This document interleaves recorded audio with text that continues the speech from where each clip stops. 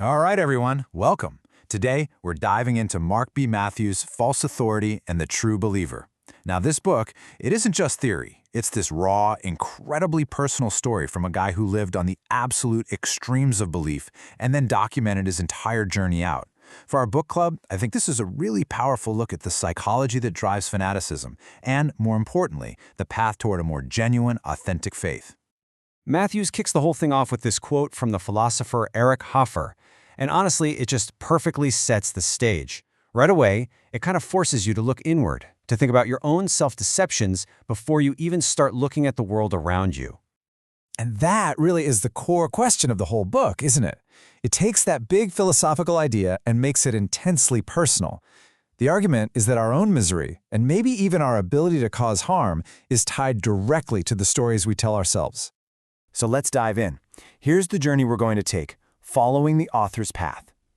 We'll start by trying to understand this hunger of the believer. Then we'll look at the prison of should be that keeps people trapped. From there, we'll see the collapse into grace, find freedom in the yoke, and then learn the daily work of crucifying the false authority. And finally, see what it looks like to rise above the battlefield. Okay, first up, the hunger of the believer. We've got to understand the raw material, what fanaticism is actually made of. So, who exactly is this true believer? Well, Matthews argues it's not just someone with really strong beliefs. No, it's a very specific psychological profile. It's born from this deep, aching loneliness and this desperate, hungry search for an identity. You can almost think of it like a gaping wound that's just looking for a cause to attach itself to give it some kind of meaning. And this hunger, it shows up as an addiction to intensity itself. Matthews talks about his own life as just one all-in obsession after another, jumping from religion to politics to causes to romance. But here's the key insight. The specific person or the cause was never the real point. The drug was the feeling of high-stakes, all-consuming intensity. That was the addiction. So, okay, how does this need for intensity actually trap someone? Well, that brings us to the prison of should be. This is really the engine of the true believer's suffering. This slide really breaks down the book's main pivot point. On one side, you've got the ego's demand. The world should be this way. People should be that way.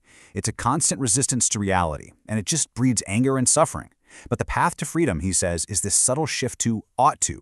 This means first you accept reality for what it is, and only then do you ask, okay, given this situation, how ought I to respond? It's a total game changer. And this is why that should-be mindset is so, well, addictive, really. When you're constantly furious that the world isn't as it should be, that anger gives you a mission. It gives you a sense of purpose, even if that purpose is built completely on fighting something, on hatred. You know, you can't fight reality forever. It's just not sustainable. Eventually, it all has to come crashing down. It leads to collapse. But for Matthews, this isn't the end of the story. It's actually a necessary and, in a strange way, graceful new beginning. And, when he talks about collapse, he's not kidding. He just comes right out and says it. He robbed a bank, not really for the money, but as a desperate escape. It was his ripcord, his escape hatch from the burning airplane of his own life. After prison, that downward spiral just got faster. He took all that same intensity and just pointed it at political rage. The target changed, but the pattern was exactly the same.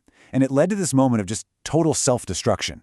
His whole life, built on this foundation of anger, just completely imploded. And it was in that wreckage that he finally saw it clearly. He realized the enemy was never the political party or the culture or society. The entire war, this whole time, was a war he was fighting with his own soul. This is the huge revelation. The enemy he'd been fighting his whole life was this internal, false authority. This one thing just wore a bunch of different masks. Sometimes it looked political, sometimes religious, sometimes romantic, but it was always the same source. It was the ego, demanding that the world bend to its will. Same demon, just different disguises. So, once you realize the enemy is inside you, well, the whole game changes. The solution has to change too, and this brings us to this idea of finding freedom in the yoke. Matthews completely reframes the yoke of Christ. He says, look, it's not a symbol of being a servant or a slave. It's a tool for shared work. Picture two oxen yoked together to pull a plow. Christ is the master ox, the strong one, taking almost all the weight. Your job as the disciple isn't to pull the whole load yourself. It's just to stay in alignment with him. It's a partnership, not slavery. And this idea gets even deeper when you compare it to political or social movements. As you can see here, movements give you direction, sure, but they often do it by taking away your personal responsibility. They just want followers. The yoke, in this model, gives you direction with responsibility. The whole point is to create mature disciples, not just obedient slaves. But here's the thing. This freedom isn't a one-and-done deal. It's not a graduation. It requires a daily, deliberate practice. This is what he calls the work of crucifying the false authority. The author lays out this stark, simple, daily discipline. He says that false authority, your ego, it wakes up every single morning demanding to be in charge.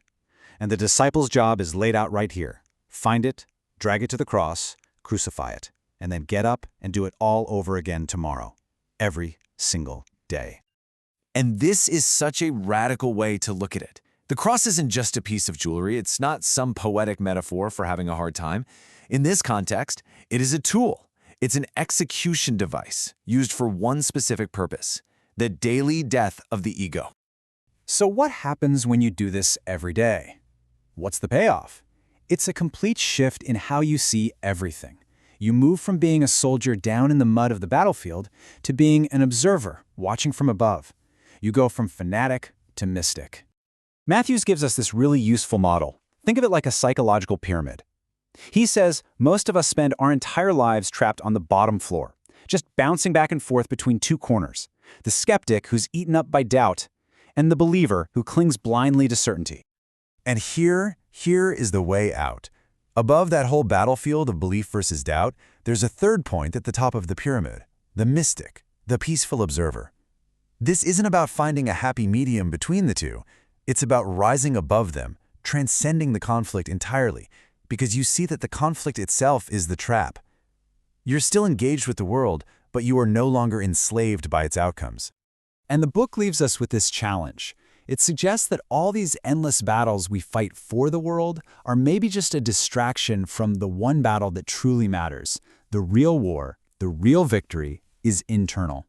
And I think that's a powerful question to kick off our discussion here in the book club. After seeing this map of the inner world, where do we each begin our own work?